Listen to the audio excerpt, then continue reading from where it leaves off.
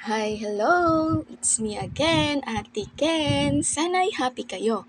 At dahil deserve kong makalanghap ng sariwang hangin, tara na at mamundok tayo! Pero bago tayo gumala, maglinis muna tayo at maglaba para naman payagan at mabigyan tayo ng baon ni Mama. O diba, kaya nga nating maging sipsip sa trabaho, maging sipsip naman din tayo minsan sa bahay. Maliit lang naman tong kwarto namin ni ate tsaka ang buong bahay.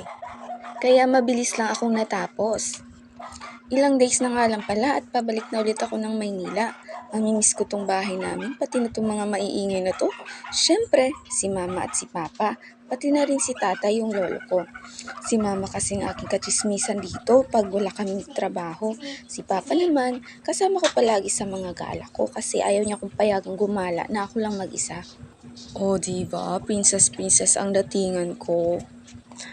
After kong maglinis ay sinunod ko namang nilabhan itong mga damit ko para naman matuyo at nang may masuot ako at madala akong damit bukas sa pupuntahan ko. At dahil nag-out of town si Papa, susunduin ako ngayon ng aking tita. O diba, ako na yung gagala. Ang galing, ako pa yung susunduin. Hindi marunong magkusa. Okay lang naman daw dahil minsan lang naman. Pinagtagal pa ang aking sarili. Hindi ko na pinakita kung paano maglaba dahil alam kong marunong naman kayo at mapapahiya lang ako. Ha! O sige, fast forward tayo. Nasundo na nga ako ng aking tita. At nakauwi na din si Papa kagabi. Kaya bago ako umalis ay nagpaluto muna siya ng ulam. Luto ko ay sinigang na baboy. Okay? Bago nga pala kami dumiretso sa aming pupuntahan ay dumaan muna kami sa palengke para bumili ng aming mauulam at maisasahog sa buko. Bago nga pala kami umalis ng bahay kanina ay nag-request si Mama na gawa namin siya ng pintos. Siling ko gid ba si ma-slide ko ba? Ikaw man na slide. Sila online na tay. Nabidyoan ko pagid tay. Yogs. Ano naman i-post ko hindi. Ito mo no yan man ta.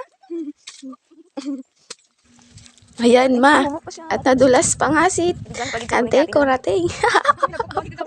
Akala ko talaga ay ako ang madudulas. Yung sa unahan ko pala ang nadulas. Expert pa yan Nagalit pa nga si Tito dyan kasi dyan kami kumuha sa malalaking bunga ng mais. Bilib nga ako dito sa tita ko. Asawa nga pala ito ng tito ko na bunsong kapatid naman ni Mama.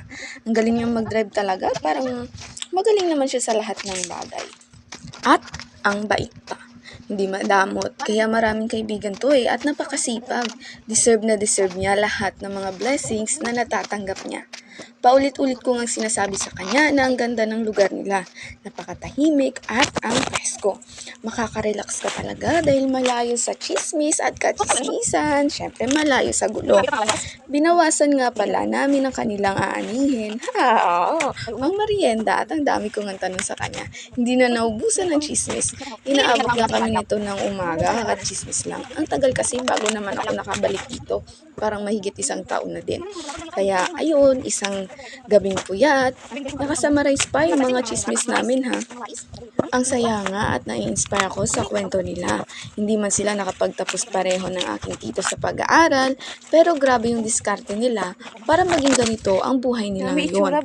Deserve nila to dahil kita ko rin naman ang hirap at pagsisikap nila sa araw-araw na pagkakayod kalabaw. Grabe yun. Saludo ako talaga sa lahat ng mga kapatid ni Mama. Lahat kasi sila ay nagsasaka din. Di na nga ako nakapunta doon kasi kulang na sa oras. Kailangan ko nang umuwi dahil aalis na naman si Papa at walang kasama si Mama sa bahay. Grabe, ang saya ng puso ko talaga. Bago ako umuwi ay may binigay pa nga ng mga regalo ang mama ng tita ko. Balang araw ay makakabawi din ako sa inyo, Lola. Thank you sa pag-aasikaso sa akin at sa walang sawang pagsuporta sa anuman ang gusto kong marating sa buhay. Ayan, nakikita nyo ba yan? Ayan, kitang-kita nyo ba? Ang lawak, diba? At ang ganda. Pero hindi akin yan. Sa kanila yan. Soon, magkakaroon din ako ng ganyan. O siya, salamat sa panonood. Hanggang dito na lang po muna. See ya sa next video. Tawid. Bye! Bye, Before ka bye! magkaon, 30 minutes before ka magkaon, mag-inom ka na.